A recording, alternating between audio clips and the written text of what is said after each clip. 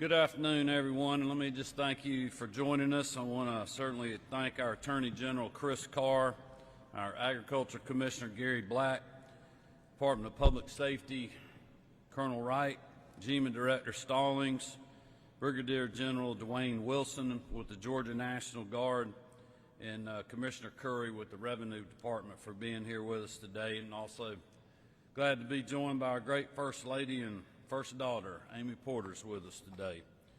As you all know, yesterday I signed an executive order to temporarily suspend the gas tax in Georgia in light of the Colonial Pipeline cyber attack. This executive order included increasing the weight limits for vehicles transporting fuel, thereby providing more supply for stations as they receive deliveries. Also yesterday, the State Environmental Protection Division worked closely with Agriculture Commissioner Gary Black and his office to formally request a waiver from the Federal Environmental Protection Agency for the use of the winter fuel that was held in storage. As of late last night, that waiver was approved, and I'd like to thank the EPA for doing so.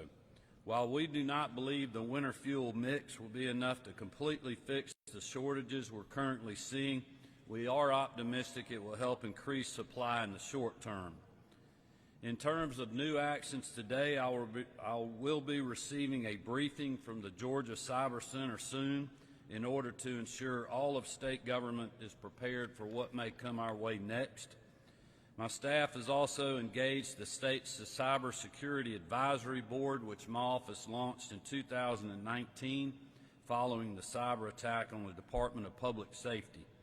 Comprised of professionals from the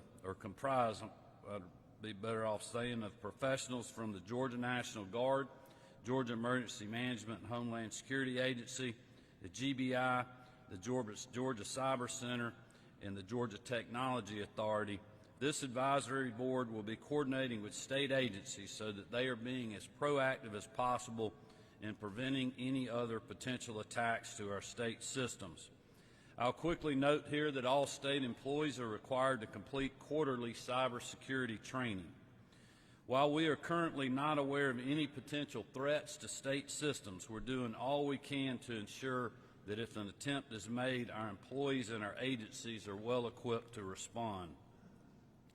My main message to Georgians today is that the most effective way to address the fuel shortages we are experiencing is for everyone to remain calm and only get the fuel you need to carry out essential activities. Please do not go out and fill up every 5-gallon can that you have. Doing so will only mean this shortage will last longer and more Georgians will be unable to make it to work, take their kids to school, or get to their medical appointment. We continue to be hopeful that Colonial will be able to meet their stated timeline for resuming normal operations by the end of the week. While we await further action from the federal government, rest assured that the state has taken every action available to us in order to make this fuel shortage short and painless as possible. With that, I'm going to turn it over to our Attorney General Chris Carr to address price gouging. General?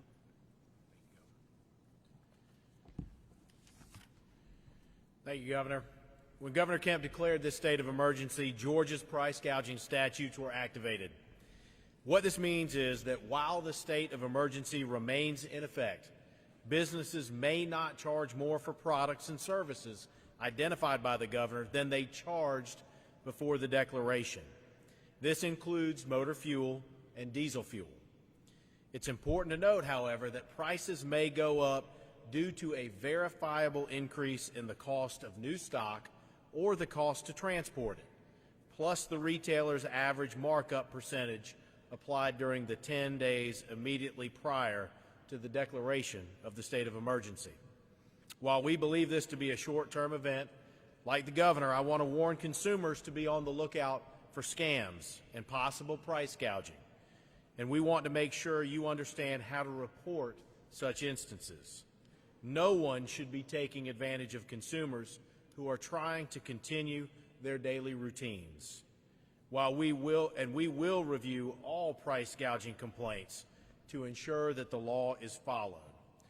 As of now, we've received more than 300 complaints, And if you see a scam or price gouging, call 404-651-8600 inside the Metro Atlanta area or 800-869-1123 toll-free outside of the calling area. And you can also report online at consumer.ga.gov. And I'd like to now turn it over to our Agricultural Commissioner, Gary Black. Good afternoon, everyone. We're want to echo the governor and appreciate this, the urgent of call. We have an opportunity here to work together as a family of Georgians. We believe I'm confident we're going to get through this together. We're very pleased. I want to compliment our federal partners because we've had some terrific cooperation just from being able to request this waiver, and then we institute the things we did as a department this morning. And so I think that spirit of cooperation will help us solve this problem. And as we move forward, hopefully we're on the short run of solving the issues with the pipeline, but certainly know that the Georgia Department of Agriculture, with our responsibility with fuel quality and then the enforcement level with those retail outlets, that discretion is there. We're going to have this new product flowing very quickly, and hopefully it's going to solve our problem in short order. So thank you. All right, with that, we got a lot of folks have been working on this issue here with us. Be glad to answer any questions you guys may have, and everybody's available.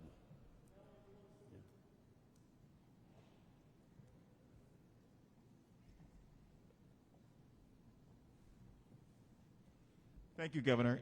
Have you had a chance, sir, to talk with anyone from Colonial Pipeline to get an update on how they are doing and making sure that this will end at the end of the week, sir? Yeah, I haven't personally spoken to the Colonial Pipeline folks. I mean, I've been, as you can imagine, the last couple of days been pretty crazy and have been on the road quite a bit. But our team has been in contact with a lot of different private sector partners that are involved or, part of that network to gauge supply. And, we're be quite honest with you, the feds are taking the lead on the cyber incidents, Homeland Security, FBI, and others, and we're just not getting a whole lot of information from them. So that would be great if we could get some more, but we have been able to, with our state partners here, as you can see, we've got everybody we have available trying to run this down. We're talking to a lot of the private sector folks. I may let Commissioner Black speak more to what the retail outlets are telling us. I know we've been in conjunction with them, but you want to add about the retail? What was the retail? What they're telling you about supply? About retail, we're one thing I think, speaking from the agriculture side of it, from diesel fuel, we're not really hearing any shortages yet, and so that's good. Got good supplies on at the production level. There are outages.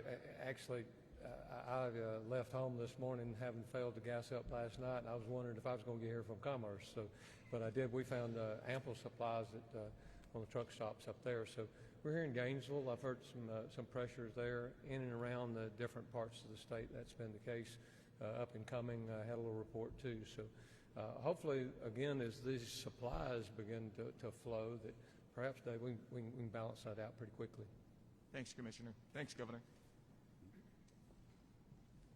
Are there any additional steps that you could take to discourage people from, like you mentioned, hoarding gas or filling up too much?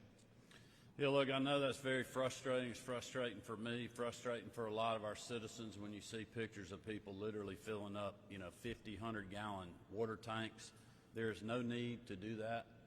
There's no need to fill up every 5-gallon can that you have at your house.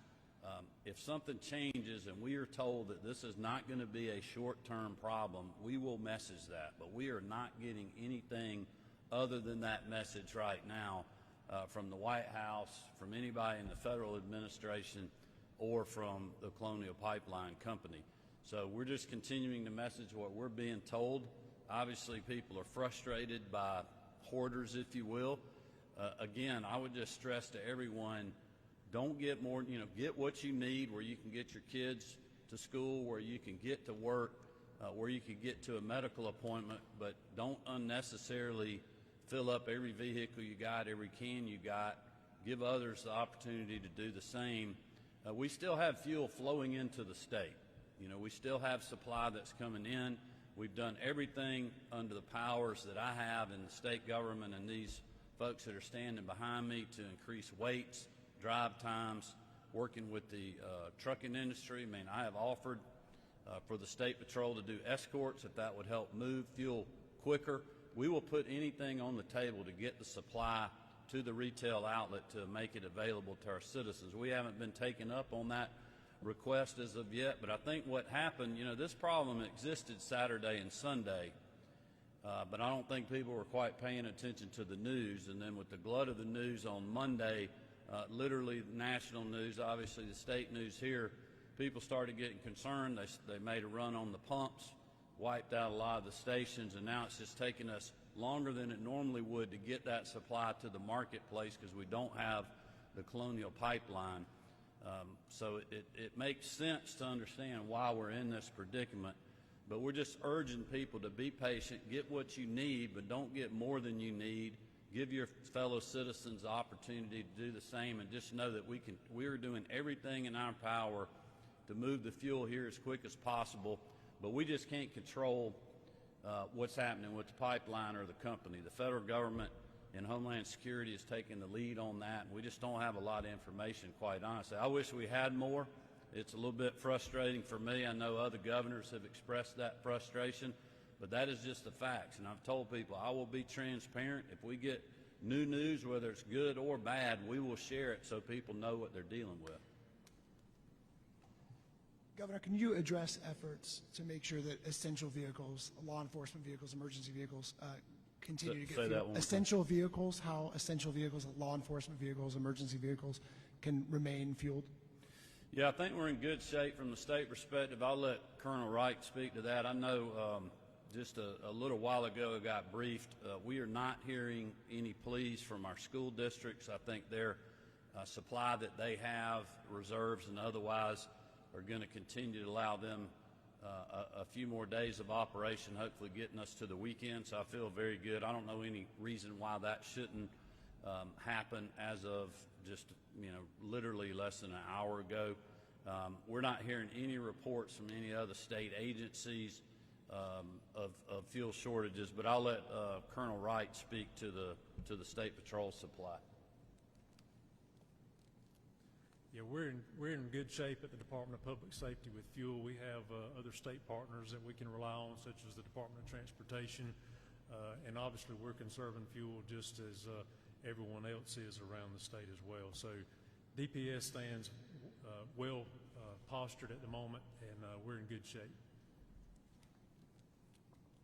If I can ask another question, Governor.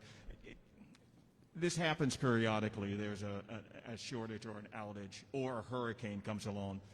Colonial Pipeline is our main source. What are we doing to look at alternative fuel sources and other pipelines or other companies that are out there? So if this does happen, we're not caught off guard. Well, look, I think that's one of the things that we need to look at, not only from the state's perspective, but even more so from a national perspective. I mean, I think people are seeing now that pipelines coming into the country bringing energy are pretty dang important. There's some in the country that have taken a different view of that for different reasons to bring all kind of different alternative fuel supplies here. I've always been a supporter of, any and all of the above when it comes to energy. Obviously I'm a huge supporter of the electric vehicle market that's emerging in Georgia. We're going to, I think, lead the country in a lot of those ways, but also realize a lot of people drive cars like myself that need gasoline or other vehicles that need diesel fuel, and we have to have a little bit of everything. Same with our energy supply, which is what really keeps us competitive as a state, having nuclear power, leading on solar, natural gas, and other things, and I think we need to continue to do that. But it just shows how important the pipelines are right now. Keep in mind, though, we have other supplies. I think Colonial's about 45% of our supply. Obviously, we're going to try to increase that with road transportation, tractor trailers bringing fuel in. But here again, one of the other issues we have, not only in our state but in our country, that I hear about every day is finding enough truck drivers. And I think that's a broader issue of needing more people into the workplace And we're seeing right now inflation's going up, the cost of goods are going up. Everybody I'm talking to all throughout the state needs more workers. That's an issue that I'm working currently with. Got a little disrupted here the last 24 hours with the fuel situation with Commissioner Butler, but we continue to work on that issue to try to make sure that we're getting people back into the workforce to help us with those issues. Thank you, guys. All right, thank you.